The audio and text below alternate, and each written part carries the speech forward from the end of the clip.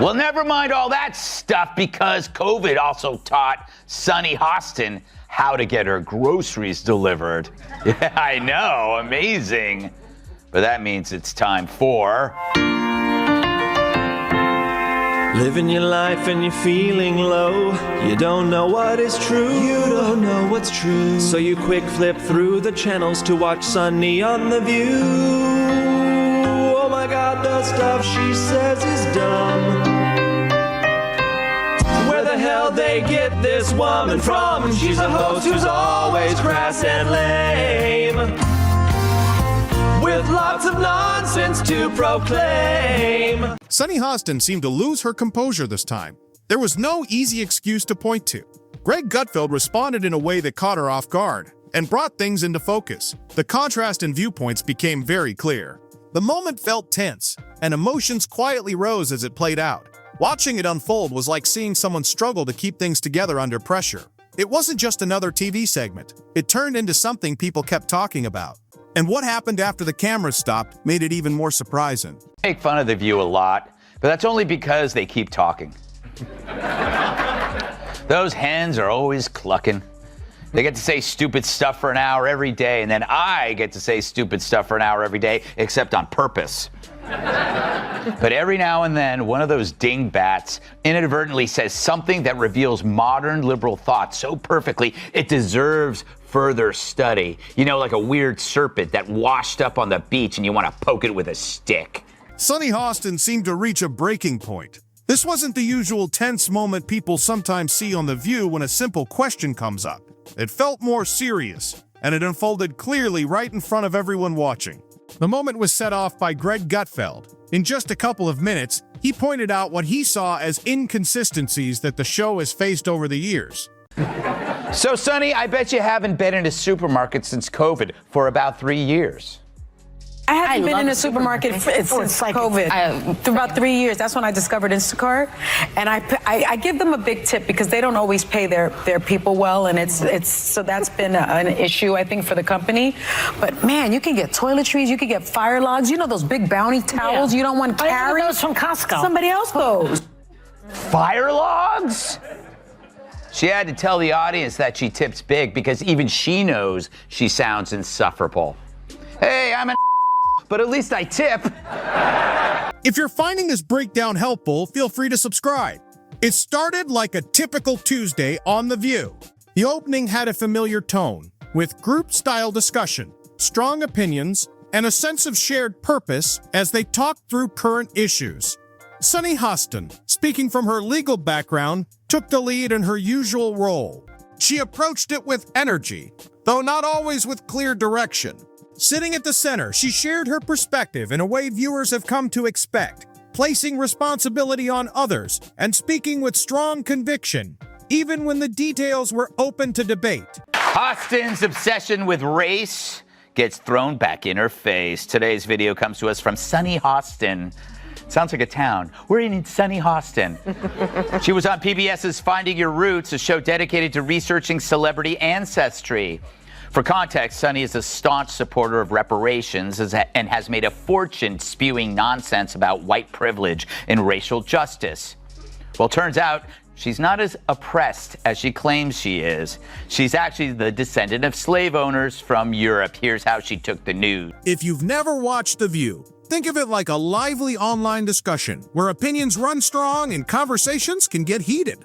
The difference is, it's led by people sharing their take on serious topics, sometimes after only a quick look at the details. Sunny Hostin fits right into that setting. She's often presented as a voice of reason, but mainly for those who already agree with her point of view. When challenged, she tends to respond with strong concern, especially when it comes to issues she believes matter deeply. Wow. I'm a little bit in shock. I just always thought of myself as Puerto Rican, half Puerto Rican. I didn't think I was, my family was originally from Spain and slaveholders. Yeah. So how are you feeling, my friend? I think it's actually pretty interesting that my husband and I have shared roots. Yeah. So I do appreciate that. And I think it's great for our children to know this information. I guess it's a fact of life that this is how some people made their living, on the backs of others. Fact of life. Interesting change of tune. For more, we go to our chief Sunny Hostin correspondent for a reaction.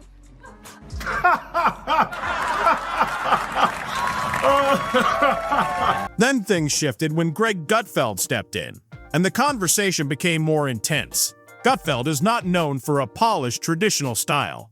He often speaks in a blunt, direct way that can come across as provocative, especially to those who disagree with him. Sunny Hostin seemed to miss the tone of heavy sarcasm in the exchange. When Gutfeld referenced past statements and moments, the discussion quickly became more pointed. He highlighted what he viewed as inconsistencies in her positions over time, including how similar issues were described differently depending on the context or political side involved. One example he raised involved immigration policy and how reactions to it have changed depending on the administration in power. In his view, certain responses were framed one way at one time and differently at another. From there, the conversation stayed focused on disagreement and interpretation. What stood out most was how sharply both sides framed their arguments, and how differently they viewed consistency and fairness in public commentary. Oh, I'm gonna milk this till the end of time. You're right. Anytime she says something stupid, I'm gonna go, slave owner! Kat, just watched that. That's the second time I've watched that. She was tipped off beforehand, right? Because they had to tell her before, so she had time to regroup. They wouldn't just surprise. Do you think? No? I don't know. I feel like she could have maybe done better. Okay, here's the thing. Greg then went on to lay out his main argument in clear terms. From his perspective, Sunny Hostin's reactions can seem very different depending on who is involved in the issue. He suggested that her criticism is often stronger when it comes to conservative figures and more measured when the criticism involves people she agrees with politically. He also pointed out what he sees as inconsistencies in how certain topics are addressed over time, especially when comparing reactions across different political administrations. In his view, the same kind of situation can be described in very different ways depending on the context. The audience reaction, as always, reflected clear divisions, with supporters responding positively to his points and others strongly disagreeing. At that stage, the discussion turned more emotional. Sunny Hostin responded by pushing back against the criticism, framing it as unfair and overly broad. She argued that such interpretations can miss the larger context of the issues being discussed. What followed was less about one side winning and more about a familiar pattern in heated television debates, where facts, tone, and emotion all collide, and each side walks away seeing the moment very differently. I think that women, white women in particular, want to protect the patriarchy here because it's to their benefit. Yeah. They want to make sure that their husbands do well. They want to make sure that their sons do well. They want to make sure that their children do well. And they want to make sure that they do well. Most of the women in some of these studies are married white women, and they do fall in line with what their husbands are doing. People have to wonder, where does Sunny Hostin get her opinions? Yeah. Like you said, it's obviously from her husband. She has to tell her what to say on The View, because without it, she's got nothing up there. Over time, the situation escalated into a more emotional exchange. Sunny Hostin pushed back strongly against the criticism, saying it was unfair and not reflective of the full context of her views or comments. The other hosts on The View stepped in to support her, offering reassurance and helping steer the conversation back toward a more controlled discussion. Whoopi Goldberg, in particular, encouraged keeping perspective and not letting the exchange become overly personal. Behind the scenes, as with many live television debates, the production team likely worked to keep the segment on track and prevent it from spiraling further. Moments like this are not unusual on talk shows where politics and personal opinion mix. Tensions rise, viewpoints clash, and what starts as a discussion can quickly become more heated than expected. Joy Behar gets racism. After all, she's been black on Halloween. Yeah. But Joy wasn't there on the show. Apparently Mondays are her days off when she feeds in the pasture. But that is convenient, right? It's like one of my aunts dies every time Brian Kilmeade wants to hang out. Maybe Joy needs a full day to read her hate mail, and that's just from the rest of the cast. So Scott had to deal with Sunny Hostin and her typical self-righteousness. Greg Gutfeld's segment was quickly picked up and widely discussed online, with social media users sharing clips, reactions, and memes within a short time. Many viewers focused on specific moments from the exchange, interpreting them in different ways, depending on their political perspective. Some posts highlighted what they saw as contradictions in Sunny Hostin's previous comments, while others defended her, saying the segment lacked context and was being framed unfairly. As is often the case with viral TV moments, the reaction split sharply along familiar lines. Gutfeld's commentary also gained traction, with supporters praising his direct, sarcastic style and how he structured his argument. Critics, however, pushed back, arguing that the segment was selective in how it presented the discussion. Overall, the conversation around the episode expanded beyond the show itself, becoming part of a broader online debate about media, politics, and how televised arguments are interpreted once they reach social platforms. But unlike this chick, we didn't think it was the best thing that could have happened to us. Although it did get Joy Behar to wear a mask. People,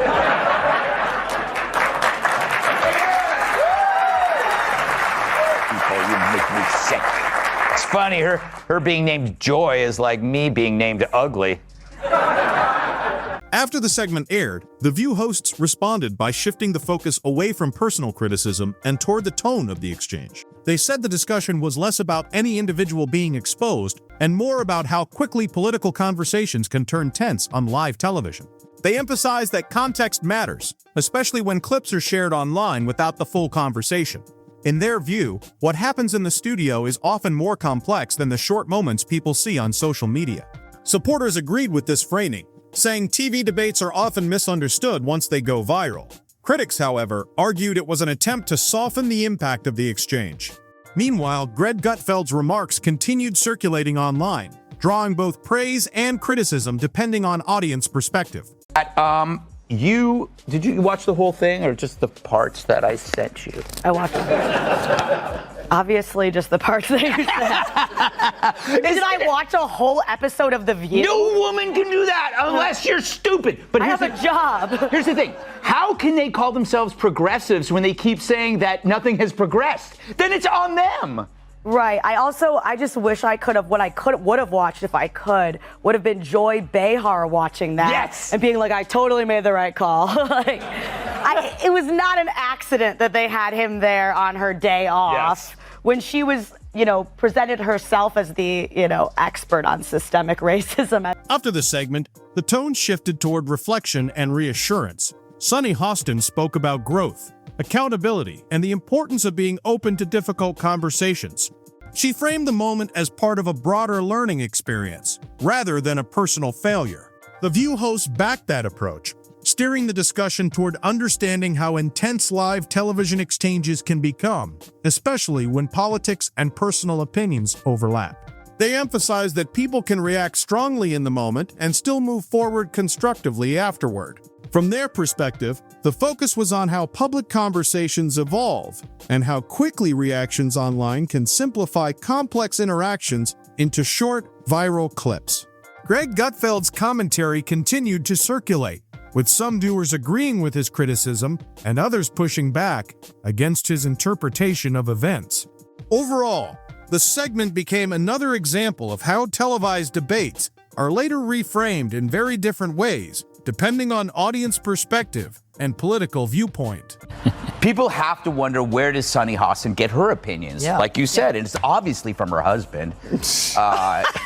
She has to tell her what to say on The View, because without it, she's got nothing up there. She's not very bright. But the problem with her is that she went full racist. She injected skin color into a fairly generic behavior seen in all spouses, regardless of skin color. People marry, they listen to each other, they have something in common with them, they share their political views. She just didn't want to upset her husband by saying her husband makes her do everything, and then she'd have to accuse him of being a racist. Because if he told her that this is what white women do, then he's a racist. You see? It's often used as an example of how emotionally charged media moments can be interpreted very differently depending on perspective. In an ideal setting, situations like this could lead to reflection and a more balanced exchange of viewpoints, where disagreement is handled coldly and different sides are genuinely heard. Supporters of The View would argue that the show already includes a range of opinions and that heated moments are a natural part of live political discussion. Critics, on the other hand, believe the format tends to favor certain viewpoints and leaves less room for sustained disagreement. Sunny Hostin, as part of the panel, continues to present her views from a legal and analytical standpoint, even when discussions become tense. Like any long-running talk show, moments of conflict and disagreement are part of its format and audience appeal. Gutfeld's commentary, meanwhile, is viewed by his supporters as direct and unfiltered, while critics see it as selectively framed. In the end, both sides reflect broader divisions in how political media is consumed and interpreted today. More time to talk. And I thought Will Smith wouldn't let a black man finish. If her IQ was half as high as her smugness, she'd be Einstein. And later it got weird after Whoopi Goldberg asked a question and Sunny chimed in again. What stood out most from the exchange was how strongly it was interpreted by different viewers. For some, it reinforced their belief that public figures are often held accountable on live television in ways that feel uncomfortable but unavoidable. For others, it felt like a familiar political clash that was being framed in very different ways depending on perspective. Sunny Hostin, like the rest of the View panel, continued to present her views and respond within the fast-moving nature of live discussion. Moments like this often become amplified once they leave the broadcast and circulate online, where reactions tend to become more extreme and simplified. Gutfeld's commentary also continued to gain attention, with supporters seeing it as a sharp critique and critics viewing it as selective interpretation. As with many televised debates, both sides walked away with very different conclusions about what actually happened. In the end, the segment became another example of how quickly media moments turn into larger narratives, shaped as much by audience reaction as by the conversation itself.